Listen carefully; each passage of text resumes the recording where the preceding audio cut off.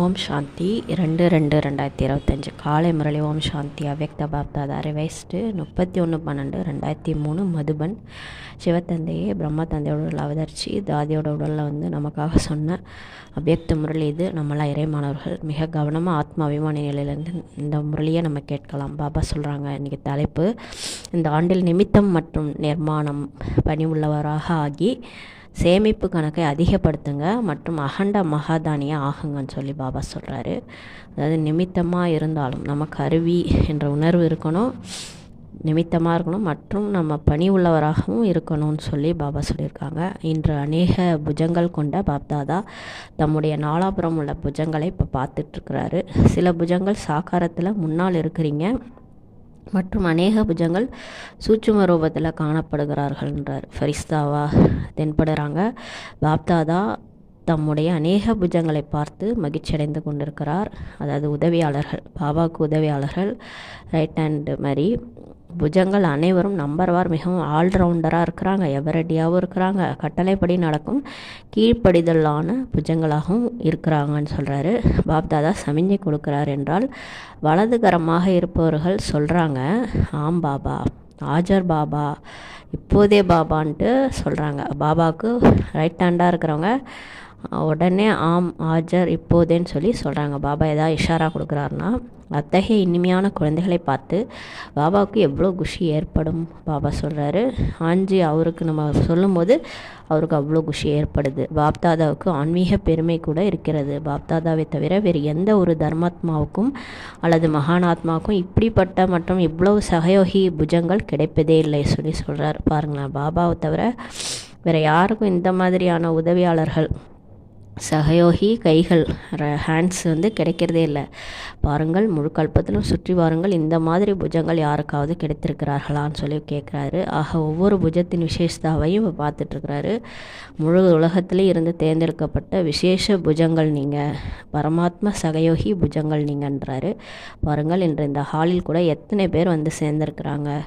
18,000க்கும் அதிகமான சகோதர சகோதரிகள் அமர்ந்திருக்கிறாங்க. அனைவரும் தங்களை பரமாத்மா புஜங்களாக அனுபவம் செய்கிறீங்களான்னு சொல்லி கேட்குறாரு. பெருமிதம் இருக்குது இல்லையா சொல்லி கேட்குறாரு.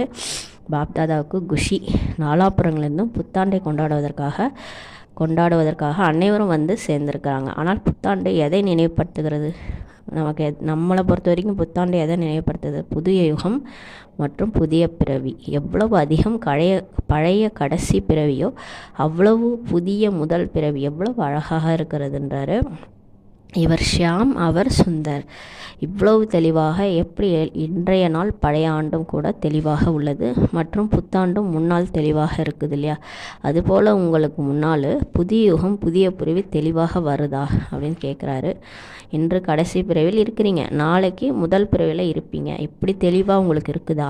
முன்னால் வருகிறதான்னு சொல்லி கேட்குறாரு. ஆரம்பத்தில் இருந்த குழந்தைகள் பிரம்மா பாபாவே அனுபவம் செய்தாங்க. பிரம்மா பாபாவுக்கு அவருடைய புதிய பிறவியின் ராஜ்யம், புதிய தெய்வீக சரீர ரூப ஆடை சதா தனக்கு முன்னாடி ஹேங்கரில் தொங்கி கொண்டிருப்பதாக அவருக்கு தென்பட்டதான். பிரம்மா பாபாவுக்கு பாபாவை சந்திப்பதற்காக சென்ற குழந்தைகள் அனுபவம் செஞ்சாங்களாம். பிரம்மா பாபாவின் அனுபவம் இருந்ததான். இன்று முதியவனாக நான் இருக்கிறேன், நாளைக்கு நான் சிறு குழந்தையாக போய் பிறப்பேன். நினைவு உள்ளது இல்லையா? பழையவர்களுக்கு நினைவு உள்ளதா? இன்று மற்றும் நாளை என்ற விளையாட்டை போல தான் அவ்வளவு தெளிவாக வருங்காலம் இப்போ அனுபவம் ஆகணும்னு சொல்கிறார். அதாவது எப்படி அனுபவம் ஆகுனா, இன்றைக்கி நான் சங்கமேக பிராமணன், நாளைக்கு நான் தேவதையாக இருப்பேன். அந்த அனுபவம் வரணும். இன்று சுயராஜ்ய அதிகாரி, நாளை உலகராஜ்ய அதிகாரி. நஷா இருக்குதா? போதை இருக்குதா? பாருங்கள், இன்று குழந்தைகள் கிரீடம் அணிந்து உட்கார்ந்துருக்கிறாங்க. ரிட்ரீட்டுக்கு வந்துள்ள இரட்டை வெளிநாட்டின் சிறு குழந்தைகள் கிரீடம் அணிஞ்சிருக்கிறாங்க. அப்போது நஷா இருக்கிறது இல்லையா? கிரீடம் அணிவதில் என்ன போதை உள்ளது சொல்லி கேட்குறாரு. இவர்கள் ஃபரிஸ்தாக்களின் நஷாவில் இப்போ இருக்கிறாங்க, கையசைத்து கொண்டிருக்கிறாங்க, நாங்கள் போதையில் இருக்கிறோன்ட்டு. அந்த வெளிநாட்டினர், இரட்டை வெளிநாட்டினர் சிறு குழந்தைகள் கையசைக்கிறாங்கன்றாரு. ஆக இந்த ஆண்டில் நீங்கள் என்ன செய்வீங்க? புத்தாண்டில் என்ன புதுமை செய்வீங்கன்னு சொல்லி பாபா கேட்குறாரு. ஏதேனும் பிளான் உருவாக்கி இருக்கிறீர்களா?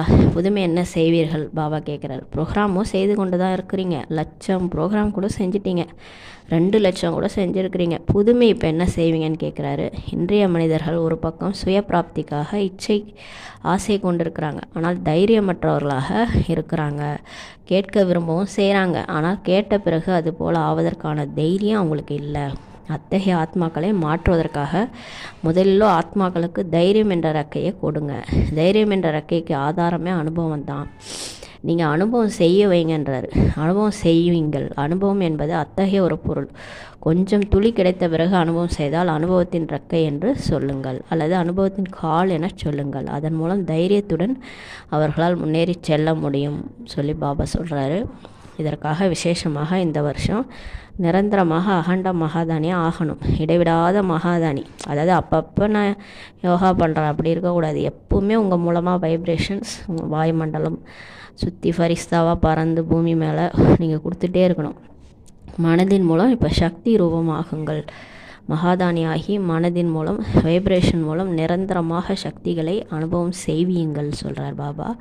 அதாவது இங்கே அனுபவம் தான் பேசும். வாய் மூலமாக நம்ம சொல்கிறது எதுவுமே இங்கே செயலாகாதுன்றார்.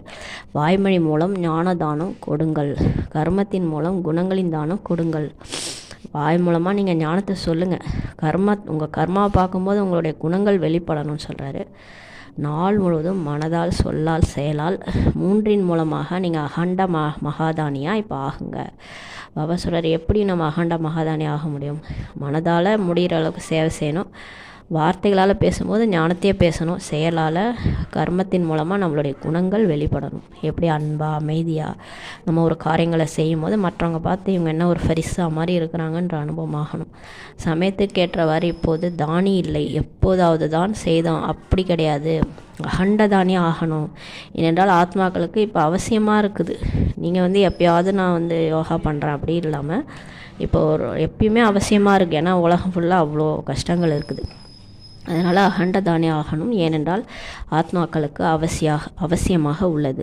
எனவே மகாதானி ஆவதற்கு முதலில் தனது சேமிப்பு கணக்கை இப்போ சோதித்து பாருங்கள். 4 பாடங்களிலும் சேமிப்பு கணக்கு எவ்வளோ % இருக்குது. தன்னிடம் சேமிப்பு கணக்கு இல்லை என்றால் மகாதானி எப்படி ஆவீங்க? மேலும் சேமிப்பு கணக்கை சோதிப்பதற்கான அடையாளம் என்ன? மனசு, சொல்லு, செயல் மூலம் சேவையோ செஞ்சீங்க, ஆனால் சேமிப்பின் அடையாளம் என்ன? சேவை செய்யும்போது முதலில் தன்னுடைய திருப்தி இருக்கணும். அதோடு கூடவே நீங்கள் யாருக்கு சேவை செய்கிறீங்களோ அந்த ஆத்மாக்கள்கிட்டையும் குஷியின் திருப்தி வந்ததா? இதுதான் உங்களுடைய சேவையோடைய சக்ஸஸ். 2 பக்கமும் திருப்தி இல்லைன்னா புரிஞ்சுக்கோங்க, சேவையின் கணக்கில் உங்களுடைய சேவையின் பலன் சேமிப்பாகவில்லை சொல்லி பாபா சொல்கிறாங்க. பாப்தாதா அவ்வப்போது குழந்தைகளின் சேமிப்பு கணக்கை பார்க்குறார். நமக்கு எவ்வளோ சேமிச்சிருக்கணும்னு. அப்போது அங்கங்கே முயற்சி அதிகம் இருக்குதுன்றார், ஆனால் சேமிப்பின் பலன் குறைவாக இருக்குது. காரணம் என்ன? 2 பக்கமும் திருப்தியின் குறைவு. அதாவது நம்ம சேவை செஞ்ச திருப்தி நமக்கு இல்லை, அங்கே நம்ம யாருக்கு சேவை பண்ணுமோ அவங்களுக்கும் திருப்தி இல்லை. அப்போ 2 பக்கமும் திருப்தியின் குறைவு. திருப்தியை அனுபவம் செய்யவில்லை என்றால் சுயமாக இருந்தாலும் மற்றவராக இருந்தாலும் சேமிப்பின் கணக்கு குறைந்துவிடும் சொல்லி பாபா சொல்கிறாரு. பாப்தாதா சேமிப்பு கணக்கை மிக சுலபமாக அதிகரிப்பதற்கான தங்கச்சாவியை குழந்தைகளுக்கு கொடுத்துருக்கிறார். அந்த சாவி எது என்பது உங்களுக்கு தெரியுமா அப்படின்னு கேட்குறாரு. எடுத்துருக்கிறது இல்லையா, அது உங்களுக்கு தெரியும், உங்களுக்கு கிடைச்சிருக்கான்னு கேட்குறாரு. சகஜமாக சேமிப்பு கணக்கை நிறைப்பதற்கான தங்கச்சாவி என்னன்னா, எந்த ஒரு மனம், சொல், செயல் எதில் சேவை செய்தாலும் அச்சமயம் ஒன்று தனக்குள் நிமித்த உணர்வின் நினைவு இருக்கணும். நான் கருவி. நிமித்த உணர்வு, பணிவு உணர்வு, சுப உணர்வு, ஆத்மீக ஸ்நேகத்தின் உணர்வு, இதுதான் இருக்கணும். இந்த உணர்வின் ஸ்திதியில் நிலைச்சிருந்து நீங்கள் சேவை செய்வீங்களா? ஆனால் சகஜமாக உங்கள் இந்த உணர்வினால் ஆத்மாக்களின் பாவனை பூர்த்தியாகிவிடும். அதாவது நான் ஒரு நிமித்தம், நான் பணிவாக இருந்து நான் இது பாபா தான் செய்விக்கிறார், நான் செஞ்சிட்ருக்கேன்.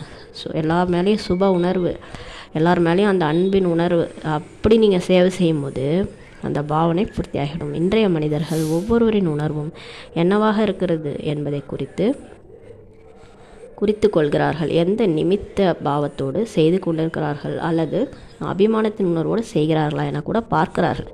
இப்போ மனுஷங்க பார்க்குறாங்க, இவங்க எப்படி சேவை பண்ணுறாங்க, இவங்களுக்கு ஏதோ இதில் சுயநலம் இருக்கா, எதுக்காக நமக்கு இதை செய்கிறாங்க, ஏதோ சுயநலத்தோடு செய்கிறாங்களா அப்படிலாம் பார்க்குறாங்க. பணிவின் உணர்வு இருக்கா அப்படின்னு பார்க்குறாங்க. அபிமானத்தோடு செய்கிறாங்களா, எங்கே நிமித்த உணர்வு உள்ளதோ அங்கே பணிவின் உணர்வு தானாகவே வந்துவிடும். நான் ஒரு கருவின்னு நினச்சேன்னா தானாகவே பணிவு வந்துடும்ன்றார். எனவே சோதித்து பாருங்கள், என்ன சேமிப்பாகி இருக்கிறது, எவ்வளோ சேமிப்பாகி இருக்கிறது. ஏனென்றால் இச்சமயம் சங்கம யுகம் தான் சேமிப்பதற்கான யுகம். பிறகு முழு கல்பமும் சேமிப்பின் பிராலப்தம் தான் நம்ம அனுபவிக்க போகிறோம். ஆக ஒவ்வொரு ஆண்டும் என்ன சிறப்பு கவனம் இப்போ கொடுக்கணும். அவரவர் சேமிப்பு கணக்கை சோதிச்சு பாருங்கள். சக்கரம் ஆகுங்க, மேக்கரும் ஆகுங்கள், உருவாக்குபவரும் ஆகுங்க, சோதிக்கிறவங்களும் ஆகுங்க. ஏனென்றால் சமீபத்தின் காட்சியை இப்போ பார்த்து கொண்டிருக்கிறீங்க இல்லையா. மேலே அனைவரும் பாப்தாதாவிடம் உறுதிமொழி கொடுத்துருக்கிறீங்க, நான் பாபாவுக்கு சமமாக ஆவேன். உறுதிமொழி எடுத்திருக்கிறீங்க இல்லையா. யார் உறுதி எடுத்து கொண்டிருக்கிறார்களோ அவங்க கை வைத்துங்க. பக்காவாக செய்திருக்கிறீங்களான்னு சொல்லி கேட்குறாரு. இல்லை பர்சன்டேஜ் அளவு தானா, 100% பாபாவுக்கு சமன் ஆவேன் அப்படின்னா கை வைத்துங்கன்றார். ஆக பிரம்மா பாபாவுக்கு சமமாக கணக்கு சேமிப்பு ஆக வேண்டும் இல்லையா. பிரம்மா பாபாவுக்கு சமமாக ஆக வேண்டும் என்றால் ஃபஸ்ட்டு என்ன பண்ணணும், பிரம்மா பாபாவின் விசேஷ சரித்திரம் என்ன நீங்கள் பார்த்தீங்க. ஆரம்பத்துலேருந்து கடைசி வரை ஒவ்வொரு விஷயத்திலும் நான் சொன்னேன்னா பாபா சொன்னாரா, நான் செய்து கொண்டிருக்கிறேன் என்று அப்படி இல்லை. பாபா செய்வித்து கொண்டிருக்கிறார். யாருடன் சந்திப்பதற்காக வந்திருக்கிறீங்க, பாபாவுடன் சந்திப்பதற்காக வந்திருக்கிறீங்க. நான் என்பது இல்லாமல் அது அறியாத ஒன்றாக இருந்தது என்பதை பார்த்தீர்கள் இல்லையா. பார்த்தீர்களா பிரம்மா பாபாட்ட ஒவ்வொரு முறையிலும் பாபா பாபா என்று எத்தனை தடவை நினைவுபடுத்துகிறார். பாபா சொல்கிறாருன்னு சொல்லி தானே சொல்கிறாரு. எத்தனை தடவை நமக்கு நினைவுபடுத்திருக்கிறார். ஆக சமமாக ஆவது என்பதன் அர்த்தமே முதலில் நான் என்ற உணர்வு இல்லாமல் இருக்க வேண்டும்ன்றார் பாபா. சமமாக ஆவறதுனாலே என்னது, அந்த நான்றது அழிஞ்சு போயிருக்கணும். நினைவு இருக்கிறது இல்லையா, சொல்லியிருக்கிறார் இல்லையா. பாப்தாதா வெளிப்பட வேண்டும் என அனைவரும் விரும்புகிறாங்க. பாபா பிரத்யட்சமாகணும். அப்போ நம்ம எதை விடணும், பாப்தாதாவை வெளிப்படுத்த வேண்டும். அதற்கான பிளான் நீங்கள் நிறையவே செய்கிறீங்க, நல்ல பிளான்களே உருவாக்குறீங்க. பாப்தாதா கூட குஷி அடைகிறார். ஆனால் இந்த ராயல் ரூபத்தின் நான் என்பது பிளான் செய்வதில் வெற்றி பெறுவதில் கொஞ்சம் சதவீதத்தை குறைத்து விடுகிறது. இயல்பான சங்கல்பத்தில், பேச்சில், கர்மத்தில், ஒவ்வொரு சங்கல்பத்திலும் பாபா பாபா என்ற நினைவு தான் இருக்க வேண்டும். நான் என்பதே இருக்கக்கூடாது. பாப்தாதா சேவித்து கொண்டிருக்கிறார். ஜெகதாம்பாவுக்கும் இதே விசேஷ தாரணை தான் இருந்தது. அப்போ அம்மாவுடைய ஸ்லோகன் நினைவு இருக்கிறதான்னு கேட்குறாரு. பழையவர்களுக்கெல்லாம் நினைவு இருக்கும். நினைவு இருக்குதா சொல்லுங்கள். கட்டளையிடுபவர் உங்களை நடத்தி கொண்டிருக்கிறார். இதுதான் அம்மாவுடைய ஸ்லோகன்.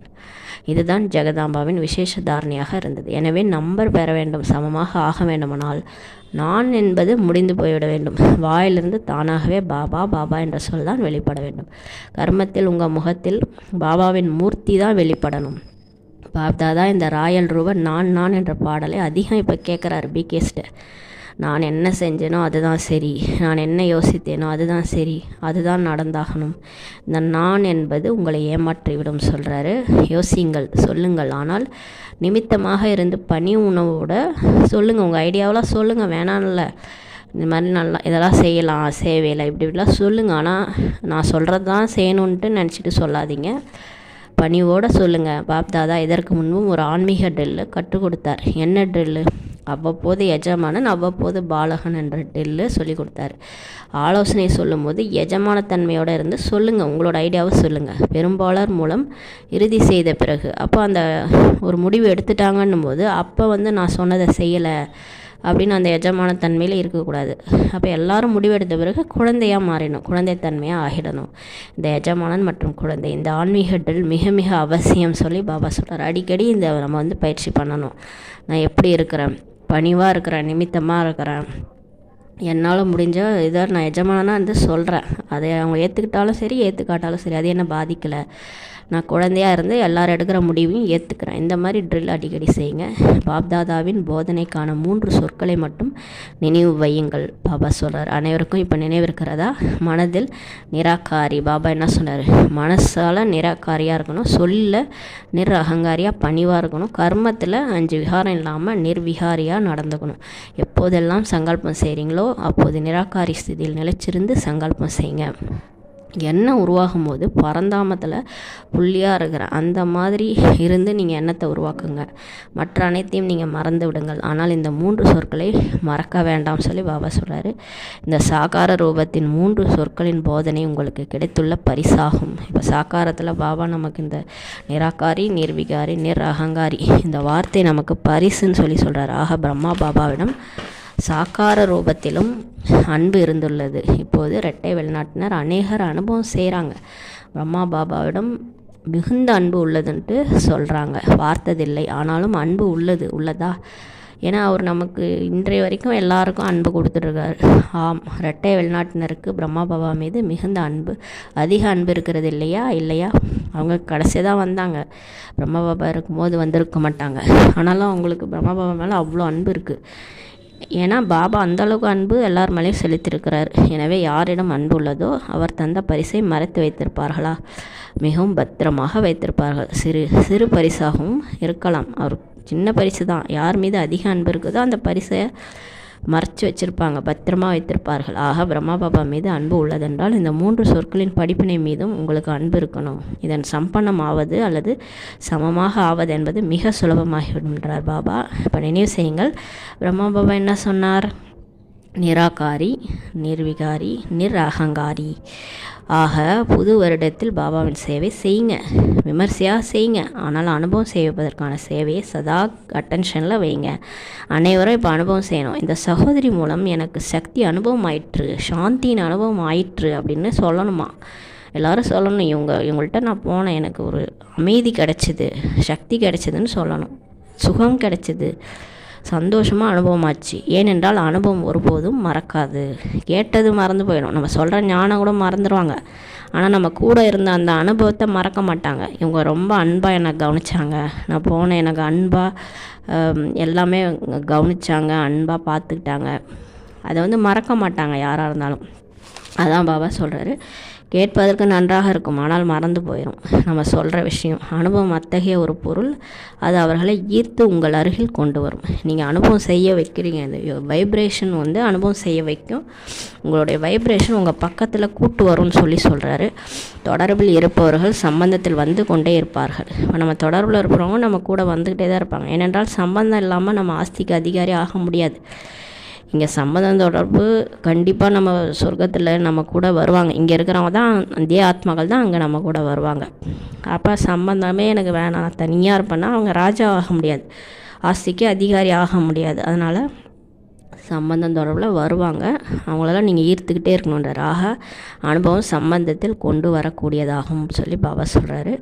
புரிந்ததாக என்ன செய்வீர்கள்? இப்போ சோதித்து பாருங்கள். செக்கராக ஆகுங்க, மேக்கராகவும் ஆகுங்க. அனுபவம் செய்விக்கின்ற மேக்கராக்குங்கள், சேமிப்பு கணக்கை சோதிக்கும் செக்கராகுங்கள். நல்லது. இப்போது அனைவரும் என்ன செய்வீங்க? பாப்தாதாவுக்கு புத்தாண்டு பரிசு தருவீங்க இல்லையா? புத்தாண்டில் என்ன செய்கிறீங்கள்? ஒருவர் மற்றவருக்கு பரிசு கொடுக்குறாங்க இல்லையா? ஒருவர் கார்டு கொடுக்குறார், ஒருவர் பரிசு கொடுக்குறார். ஆனால் பாப்தாதாவுக்கு கார்டு தேவையில்லையா? என்ன வேணும்னா அவருக்கு ரெக்கார்டு வேணுமா? ரெக்கார்டு, குழந்தைகள் அனைவரின் ரெக்கார்டு நம்பர் 1ஆக இப்போ இருக்கணும். இப்போ நம்மளுடைய ரெக்கார்டு இருக்கு இல்லையா? நம்மளுடைய எண்ணம் சொல் செயலினுடைய ரெக்கார்டு நம்பர் 1ஆக இருக்கணும்னு விரும்புகிறாரு.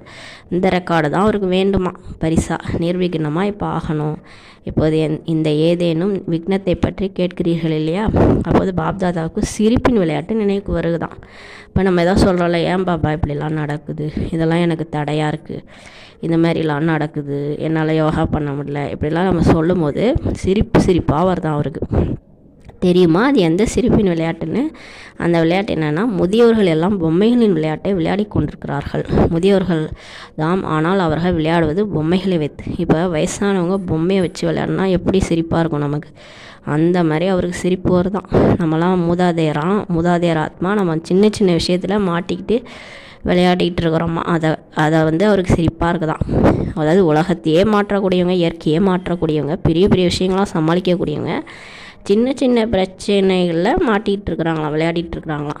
ஆக இப்போது என்ன சின்ன சின்ன விஷயங்கள் கேட்குறோமா, பார்க்குறோமா, அப்போது தோன்றுகிறது வானப்பிரஸ்த அவஸ்தா மற்றும் விஷயம் எவ்வளவு சிறியது. நமக்கு இருக்கிறதோ வானப்பிரஸ்த அவஸ்தா, 60 வயசுக்கு மேலே ஆயிடுச்சு நமக்கு எல்லாருக்கும். ஆனால் விஷயம், நம்ம விளையாடிட்டு இருக்கிற விஷயம் சின்னது.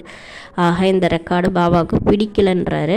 இதற்கு பதிலாக ரெக்கார்டு கொடுங்கள், நிர்விঘ்னம் ஆகிவிட்டோம் மற்றும் சின்ன சின்ன விஷயங்கள் முடிந்து விட்டன அப்படின்ட்டு பாபாட்ட சொல்கிறாரு. பெரியதை சிறியதாக்குவதற்காக இப்போ கற்றுக்கங்க மற்றும் சிறியதை முடிச்சிடுறதுக்கு கற்றுக்கங்கன்றாரு பாப்தாதா. ஒவ்வொரு குழந்தையின் முகத்தையும் பாப்தாதாவின் முகம் பார்ப்பதற்கான கண்ணாடியாக பார்க்க விரும்புகிறார்.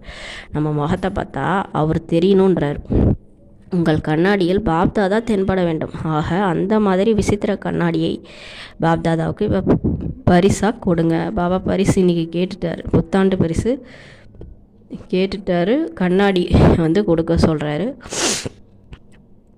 அதில் அவர் தெரியணும். நம்மளுடைய முகம் விசித்திர கண்ணாடியாக இருக்கணும். அதில் பாப்தாதா தெரியணும். உலகத்திலோ பரமாத்மாவை காட்டக்கூடிய அத்தகைய கண்ணாடியே கிடையாது. ஆக நீங்கள் இந்த புது வருடத்தின் அத்தகைய ஒரு பரிசு கொடுங்கள். அதாவது நீங்கள் விசித்திர கண்ணாடி ஆகிவிட வேண்டும். யார் உங்களை பார்த்தாலும் யார் கேட்டாலும் பாப்தாதா மட்டுமே அவங்களுக்கு காணப்பட வேண்டும், கேட்கப்பட வேண்டும். பாபாவின் சப்தம் கேட்க வேண்டும். ஆக பரிசு கொடுப்பீங்களா? யார் கொடுப்பதற்கான திட சங்கல்பம் வைக்கிறாங்களோ அவங்க கை உயர்த்துங்கன்றாரு. நல்லது. பாப்தாதாவுக்கு சிந்தி குரூப் மீது கூட நம்பிக்கை இருக்கிறது. என்ன நம்பிக்கை என்று சொல்லவா? நம்பிக்கை என்னென்னா, அவங்க சிந்தி குரூப்லேருந்து அந்த மாதிரி ஒரு மைக் வெளிவரணும். என்னவாக இருந்தோம் இப்போது என்னவாக ஆகியிருக்கிறோம் என்ற சவால் விடுபவராக அவங்க இருக்கணும். சிந்தி மக்களை எழுப்பக்கூடிய அது இருக்க வேண்டும். பாவப்பட்டவர்கள் அறிந்து கொள்வதே இல்லை. ஏன்னா அங்கேருந்து தான் அவதாரமே, தேசத்தின் அவதாரமே அங்கேருந்து தான் வந்திருக்கிறாரு பிரம்மா பாபாவோடல சிவபாபா. ஆனால் அந்த மக்கள் அதை தெரிஞ்சுக்கல. ஆக சிந்தி குரூப்பில் அந்த மாதிரி வெளிப்படணும். அவர் சவாலாக சொல்ல வேண்டும். யதார்த்தம் என்னவென்று நான் சொல்கிறேன், சரியா? நம்பிக்கையை நிறைவேற்றுகளா அப்படின்னு சொல்லி பாபா சொல்கிறாங்க. நல்லது. நாலாபுரம் உள்ள சதா அகண்ட மகாதானி குழந்தைகளுக்கு நாலாபுரம் உள்ள பாபாவின் வலதுகரமாக உள்ள கட்டளைப்படி நடக்கும் கீழ்ப்படிதலான புஜங்களுக்கு, நாலாபுரம் உள்ள சதா சர்வ ஆத்மாக்களுக்கும் தைரியத்தின் ரெக்கைகளை கொடுக்கக்கூடிய தைரியவான் ஆத்மாக்களுக்கு, நாலாபுரம் உள்ள சதா பாபாவுக்கு சமமாக ஒவ்வொரு கர்மத்திலும் பின்பற்றக்கூடிய பிரம்மா பாபா மற்றும் ஜெகதாம்பாவின் அறிவுரைகளை சதா நடைமுறை வாழ்க்கையில் கொண்டு வரக்கூடிய அனைத்து குழந்தைகளுக்கும் மிக மிக அன்பு நினைவுகள், ஆசீர்வாதங்கள் மற்றும் நமஸ்தே. பாபா சொல்கிறாங்க நீங்கள் சுகம் தரக்கூடிய குழந்தைகள். ஒருபோதும் துக்கத்தின் அலையில் இப்போ வரக்கூடாது. துக்கம் கொடுப்பவர்களோ உலகில் அநேக ஆத்மாக்கள் இருக்கிறாங்க. ஆனால் நீங்கள் துக்கத்தின் அலைகளில் இப்போ வரக்கூடாதுன்னு சொல்கிறாரு. எப்போது ஏதேனும் பிரச்சனை வருகிறதோ அப்போது இன்றைய நாளை நினைவு செய்து குஷியில் வலம் வர வேண்டும். குஷின் ஊஞ்சலில் சதா ஆடிக்கொண்டே இருக்க வேண்டும். பாபா சொல்கிறாங்க, நீங்கள் சுகம் தரக்கூடிய குழந்தைகள், சுகம் பெறக்கூடிய சுகம் தரும் வள்ளலின் குழந்தைகள், சுகஸ்வரூபமாக இருக்கிறீங்க. சில நேரம் சுகத்தின் ஊஞ்சலில் ஆடுங்க, சில நேரம் அன்பின் ஊஞ்சலில் ஆடுங்க, சில நேரம் சாந்தியின் ஊஞ்சலில் ஆடுங்கள். ஆடிக்கொண்டே இருங்கள். கீழே மண்ணின் மீது காலை வைக்கக்கூடாது. ஊஞ்சல் ஆடிக்கொண்டே இருக்க வேண்டும். குஷியாக இருக்க வேண்டும். அனைவரையும் குஷியாக வைத்திருக்க வேண்டும் மற்றும் மக்களுக்கு குஷியை பகிர்ந்தளிக்க வேண்டும். நல்லது. ஓம் சாந்தி. வாரதானம். ஃபரிஸ்தா நிலையின் ஸ்திதி மூலம் பாபாவின் அன்புக்கு பிரதிபலன் தரக்கூடிய தீர்வு சுரூபம் ஆகுக என்ற வரதானம் கொடுக்குறாங்க. ஃபரிஸ்தா தன்மையின் ஸ்திதியில் நிலைத்திருப்பது பாபாவின் அன்புக்கான பிரதிபலன் ஆகும். அப்போ ஃபரிஸ்தா ஸ்திதியில் நம்ம இருக்கிறது அவரோட அன்புக்கு நம்ம பிரதிபலன் கொடுக்குற மாதிரி, அந்த மாதிரி பிரதிபலன் கொடுப்பவர்கள் தீர்வு சுரூபம் ஆகிறாங்க. யார் ஃபரிஸ்தாவாக இருக்கிறாங்களோ அவங்க எல்லா சமாதான சுரூபமாக ஆயிடுறாங்க. ஆக இப்போது இத்தகைய சேவை செய்வதற்கான தருணம் வந்துருச்சு. பெறுவதோடு கூட தருவதற்கான சமயமாகுன்றாரு. எனவே இப்போது பாபாவுக்கு சமமாக உபகாரியாகி புகாரை கேட்டு தனது ஃபரிஸ்தா ரூபத்தின் மூலம் அந்த ஆத்மாக்களின் பக்கம் சென்று சேருங்கள் மற்றும் பிரச்சனைகளால் களைப்படைந்துள்ள ஆத்மாக்களின் களைப்பையை நீங்கள் போக்குங்க. நீங்கள் ஃபரிஸ்தா ஆனால் தான் மற்றவங்களுக்கு நீங்கள் தீர்வு சுரூபமாகி சொல்யூஷன் கொடுக்க முடியும். அதனால் அபகாரிக்கு உபகாரம் செய்கிற மாதிரி பாபாவுக்கு சமமாக நீங்கள் உபகாரியாகி என்னென்ன புகாரோ அங்கே போய் ஃபரிஸ்தாவாக பறந்து அங்கே போய் பிரச்சனைகளால் களைப்புடைந்த ஆத்மாக்களுடைய களைப்பெல்லாம் போக்குங்கன்னு சொல்லி பாபா சொல்கிறாங்க. ஸ்லோகன். வீணானவற்றில் பொருட்படுத்தாதவர் ஆகுங்கள், நியமங்களில் அல்ல. இந்த வேஸ்ட்டாக சில விஷயங்கள் இருக்குல்ல, அதெல்லாம் பொருட்படுத்தாதீங்க, விட்டுருங்க, கண்டு காணாமல் போயிருங்க. சில வேஸ்ட்டெலாம் எதாவது பேசிகிட்டு இருப்பாங்க, அதெல்லாம் கண்டு காணாமல் காதில் வாங்காமல் போயிருங்க. நியமங்களில் அல்ல. ஆனால் சப்போஸ் ஸ்ரீமத்தை கண்டு காணாமல் இருக்கக்கூடாது. ஸ்ரீமத்தை மீறி செஞ்சிட்ருக்குறாங்க, சில விஷயங்கள்லாம் தவறாக நடக்குதுன்னா அதை கண்டு காணாமல் போகக்கூடாது. அதை நம்ம சரி செய்யணும். நம்மளுடைய பொறுப்பு. அதை அன்பாக புரிய வச்சு சரி செய்யணும். மற்றபடி இந்த வேஸ்ட்டாக இருக்கிறது இதெல்லாம் வந்து சிலது பேசிகிட்டு இருப்பாங்க. அதை வந்து நம்ம அதிலெல்லாம் போய் தலையை நோய்க்காமல் அதை கண்டு காணாமல் போயிருங்க. அது மற்றபடி ஸ்ரீமத்தை எதுவாக இருந்தாலும் அதை சரி செய்கிறது நம்மளுடைய பொறுப்புன்னு சொல்லி பாபா சொல்கிறாங்க. ஓம் சாந்தி. நன்றி பாபா, நன்றி ராம, நன்றி பரிவாரம்.